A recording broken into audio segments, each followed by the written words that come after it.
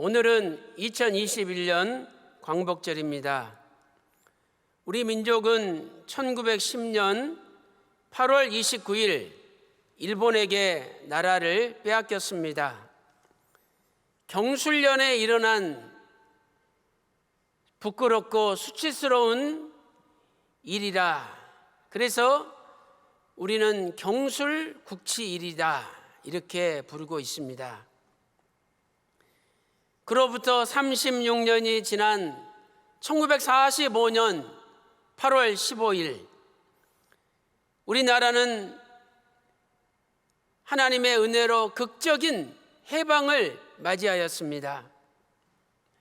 오늘은 광복 76주년, 일본의 압제에서 해방된 지 76주년이 되는 날입니다.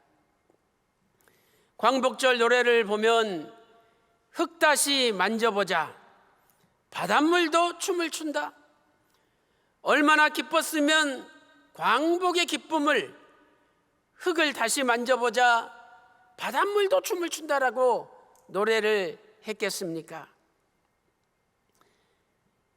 이사야 26장은 구원의 감격을 노래하는 찬송입니다.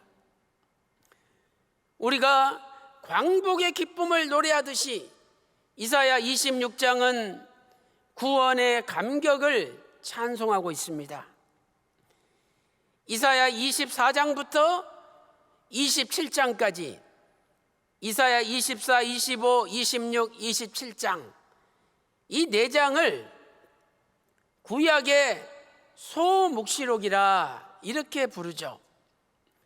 구약의 작은 계시록이라는 뜻입니다.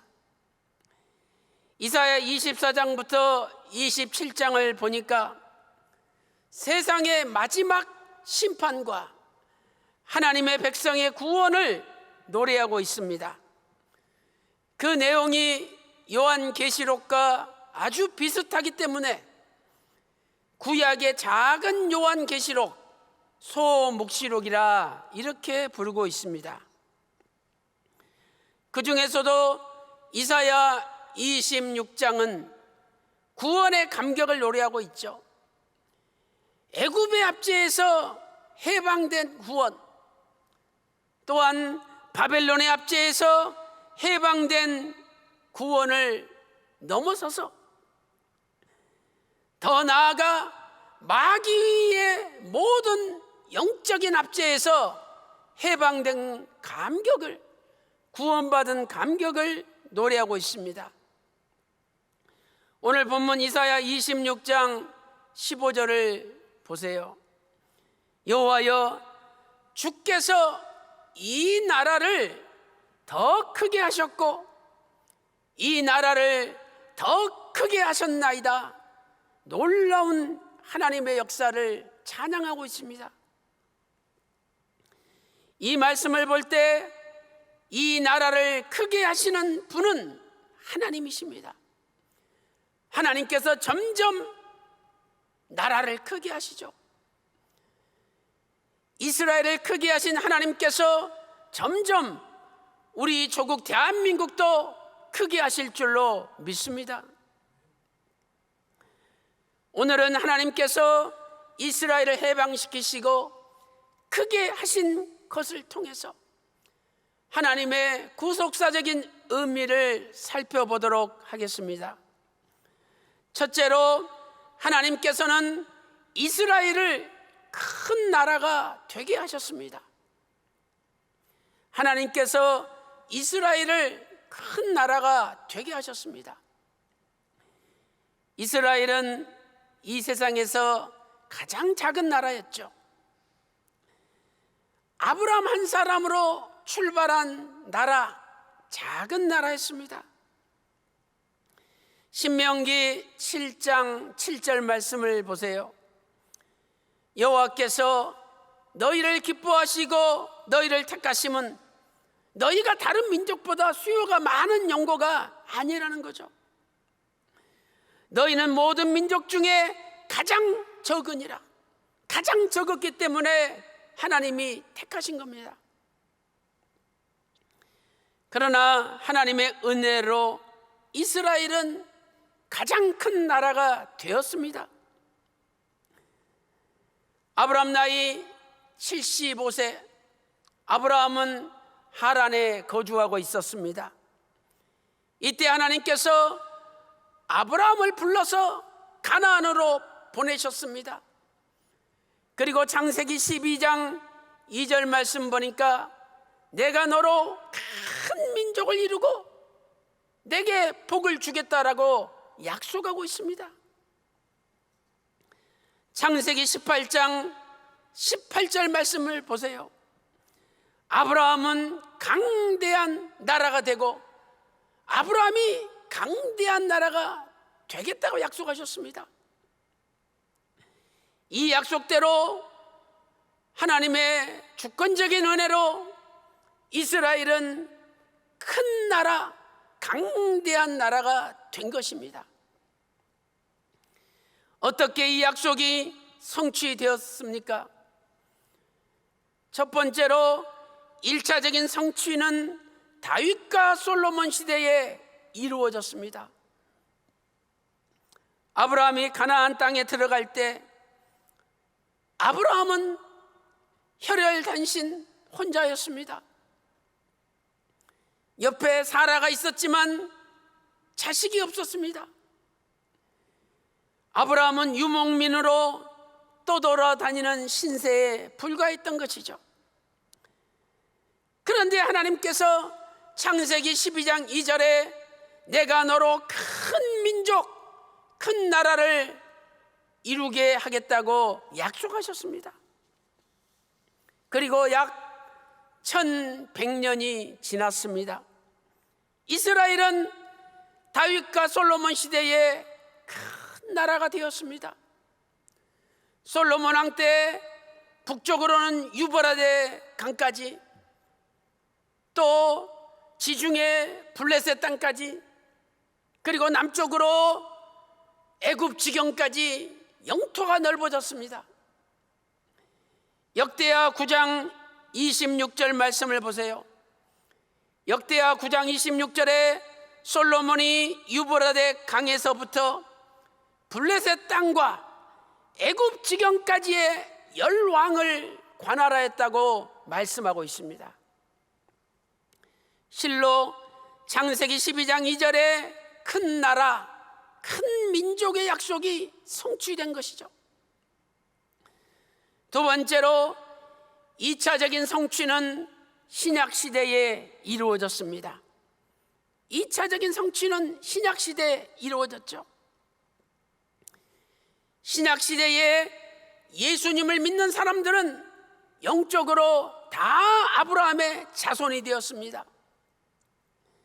갈라디아서 3장 7절에 그런즉 믿음으로 말미암은 자들은 아브라함의 아들인 줄 알지어다. 믿음이 있으면 아브라함 아들이 된대요. 갈라디아서 3장 29절 말씀을 보세요. 너희가 그리스도에게 속한 자면 아브라함의 자손이요 약속대로 유업을 이을 자니라. 예수님만 믿기만 하면, 예수님께 속하기만 하면 아브라함 자손이 됩니다. 오늘날 예수 그리스도를 믿는 기독교인은 전 세계 인구의 약 30% 가까이 됩니다. 엄청나죠? 이 기독교인들의 믿음의 조상은 아브라함입니다. 실로 아브라함의 나라, 영적인 이스라엘이 세계에서 가장 큰 나라가 된 것입니다. 오늘 본문 이사야 26장 15절에서도 종말에 영적 이스라엘이 세상에서 가장 큰 나라가 될 것을 약속하고 있는 것이죠. 사랑하는 성도 여러분, 하나님께서 가장 크신 분입니다. 그러므로 하나님이 계신 나라가 가장 큰 나라죠. 대한민국에 하나님이 계실 때 대한민국이 가장 큰 나라입니다. 하나님께서 가장 크신 분이기 때문에 하나님의 말씀이 머물러 있는 나라가 가장 큰 나라입니다. 창세기 18장 18절에서 아브라함에게 강대한 나라가 된다고 약속하셨죠.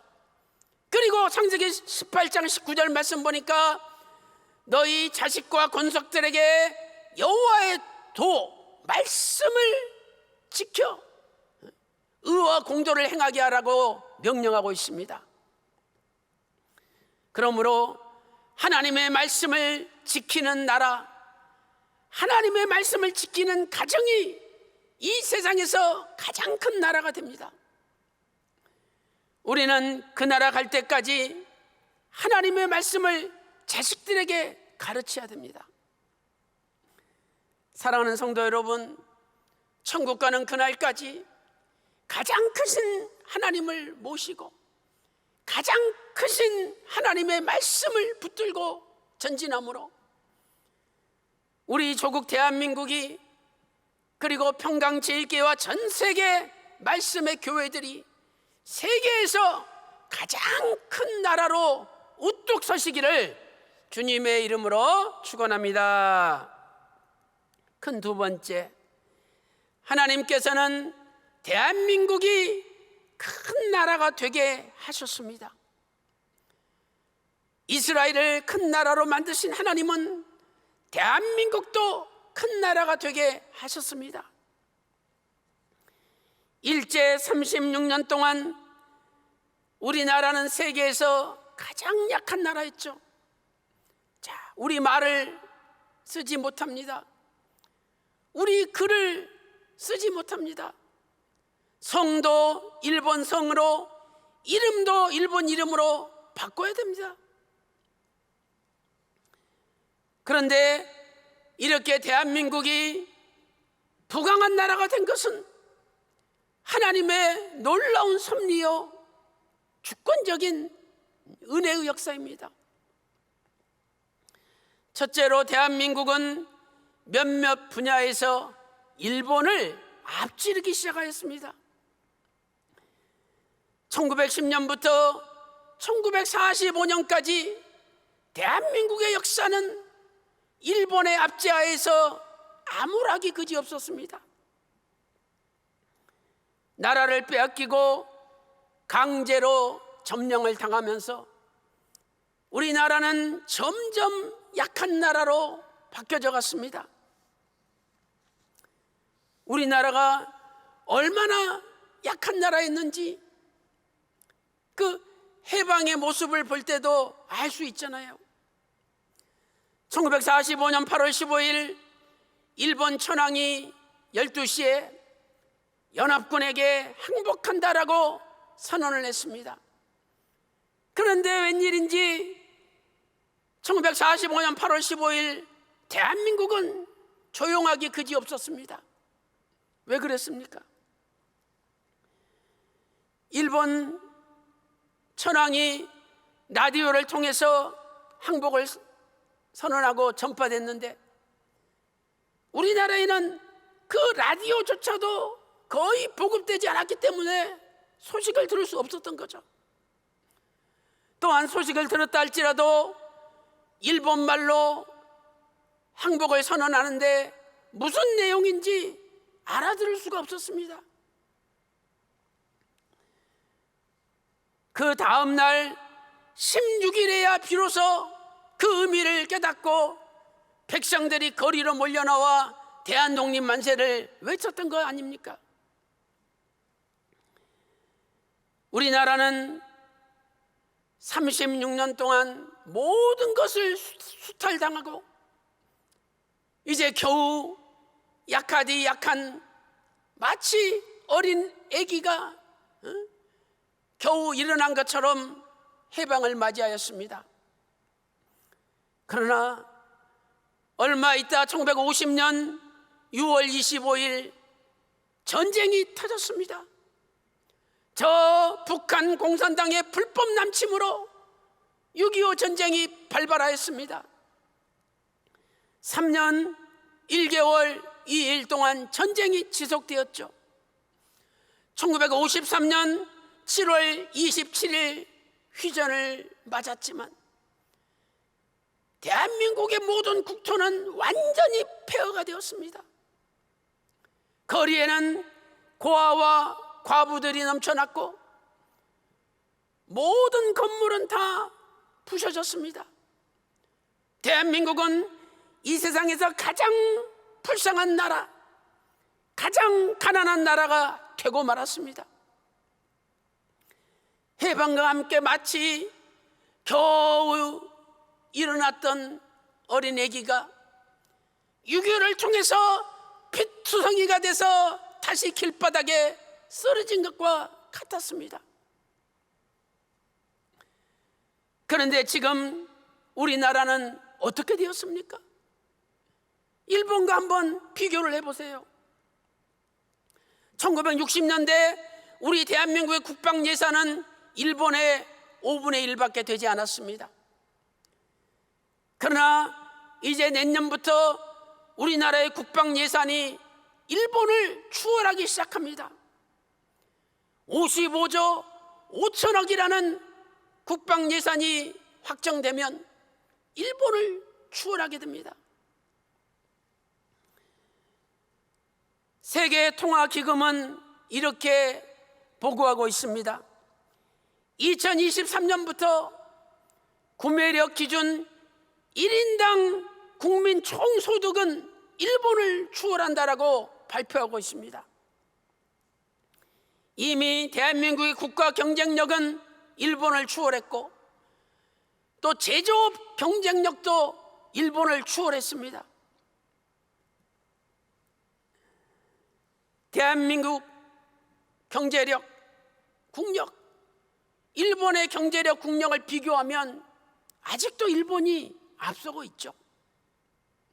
그러나 그 격차는 급속하게 좁아지고 있습니다. 오히려 어떤 부분에서는 대한민국이 일본을 앞서가고 있습니다. 일제강점기에 우리나라 모습과 지금을 비교하면 엄청난 변화가 있었던 것입니다.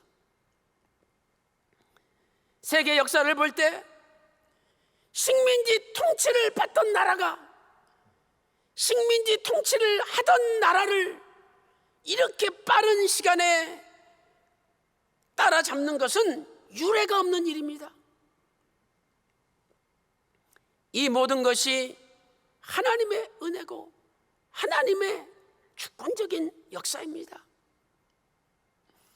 두 번째로 대한민국은 점점 세계에서 가장 큰 나라가 되어가고 있습니다.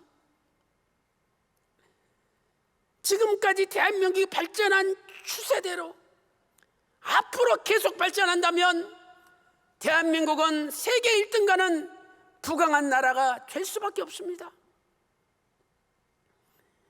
대한민국의 한류는 전 세계적으로 퍼져가고 있습니다.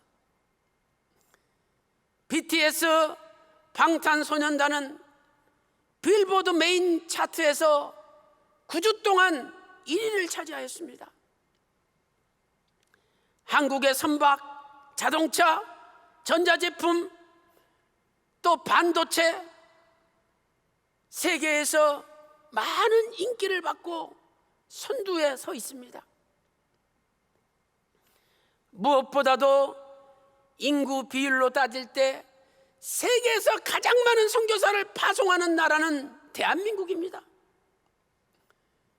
그리고 무엇보다도 대한민국에서는 유구한 역사 속에 세계 최초로 공개되는 구속사 말씀이 선포되고 있는 나라입니다.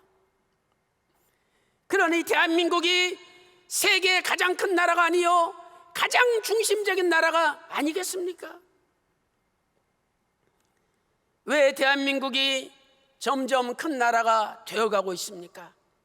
그것은 하나님께서 대한민국을 붙들고 계시고 아버지께서 대한민국을 사용하시기 때문입니다.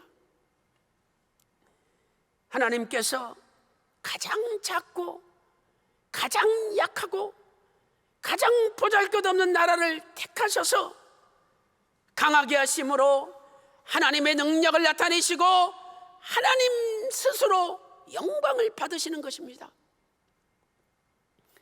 고린도전서 1장 27절과 28절을 보세요. 하나님께서 세상의 미련한 것들을 택하사 지혜 있는 것들을 부끄럽게 하시고, 하나님께서 세상의 약한 것들을 택하사 강한 것들을 부끄럽게 하시고, 하나님께서 세상에 천한 것들과 멸시받는 것들과 없는 것들을 택하사 있는 것들을 폐하려 하시나니. 고린도전서 1장 29절 말씀 보세요. 이는 아무 육체라도 하나님 앞에 자랑하지 못하게 하려 함이니라. 고린도전서 1장 31절 말씀 보니까 자랑하는 자는 주 안에서 자랑하라. 빌립보서 3장 3절에서는 그리스도 예수로 자랑하고 이렇게 말씀하고 있습니다. 우리 대한민국이 큰 나라가 되는 것을 보면서 우리는 하나님을 자랑하고 하나님께 영광을 돌려야 됩니다. 오늘 저와 여러분이 점점 세상에서 인정받고 커지고 있습니까? 그럴수록 겸손히 나를 감추고 하나님의 능력을 나타내고 하나님께 영광 돌리며 하나님을 자랑해야 됩니다. 대한민국이 1945년 광복이 되고 어느덧 76년이 흘렀습니다. 대한민국이 큰 나라가 된 것은 하나님의 능력이요, 하나님의 자랑이요, 하나님의 영광입니다. 사랑하는 성도 여러분, 이제 하나님께서 대한민국을 더욱더 큰 나라로 세우실 것입니다. 하나님께서 우리 교회도 더욱 큰 나라로 세우시고 여러분의 가정도 더욱 큰 나라로 세우실 것입니다. 그럴 때 더더욱 하나님 앞에 겸손히 엎드리고 내 잘남과 능력을 자랑하지 말고 하나님의 능력과 하나님의 영광을 자랑함으로 오직 하나님 아버지만 영광 받으시는 대한민국이 되시기를 주님의 이름으로 축원합니다. 큰 세 번째, 가장 큰 나라는 하나님의 나라입니다. 가장 큰 나라, 하나님의 나라죠. 대한민국이 점점 큰 나라가 되어갈수록 국민들은 대한민국에 대한 자부심을 갖게 되죠. 그러나 이 세상의 나라는 언젠가는 다 망하게 되어 있습니다. 오직 하나님의 나라만 남게 됩니다. 그러므로 우리는 하나님의 나라를 바라보며 하나님의 나라의 소망을 가져야 됩니다.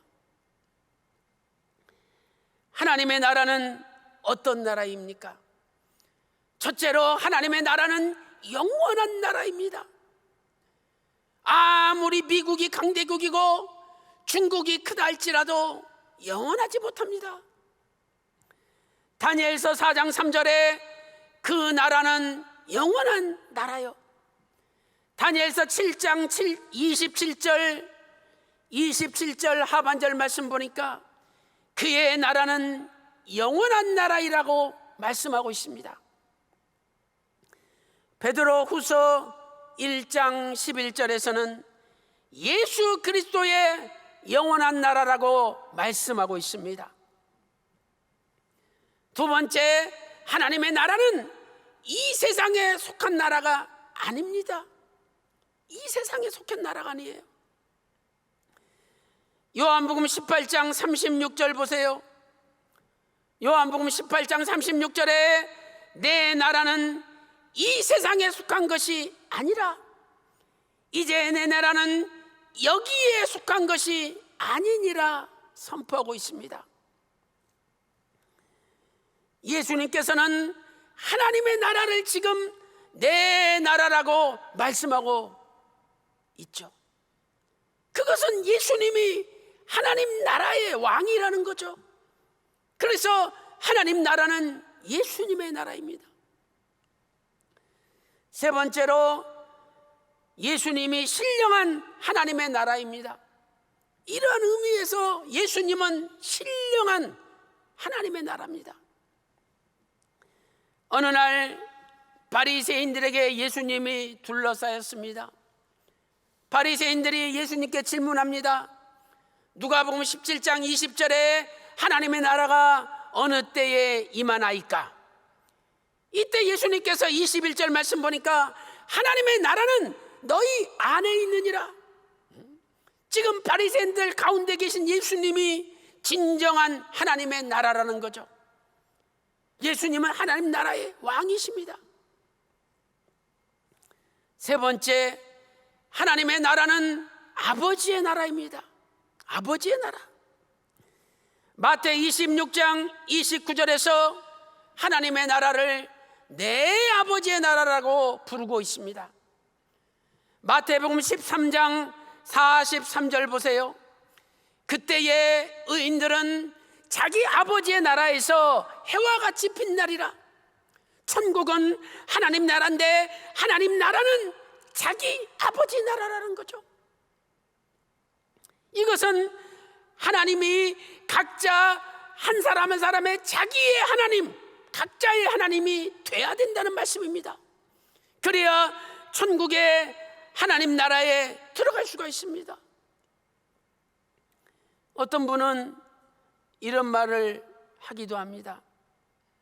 여보, 당신이나 당신 아버지 잘 믿어. 당신 하나님 나라 갈 때에 내가 당신 치마폭 붙잡고 가면 되잖아.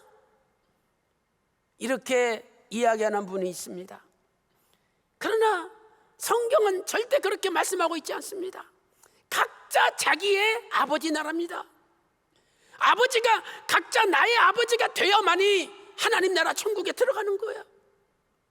입으로만 아버지 아버지 하지만 나 남의 아버지인데 그 사람은 해당되지 않는 겁니다. 사랑하는 성도 여러분, 하나님의 나라는 이 세상에 속한 나라가 아닙니다. 하나님 나라 앞에 엄밀히 말하면 북한, 일본, 러시아, 중국, 미국 아무 의미가 없는 거예요. 그 어떤 사람이든지 하나님을 자기 아버지로 모시는 자만이 들어가는 나라가 하나님의 나라입니다.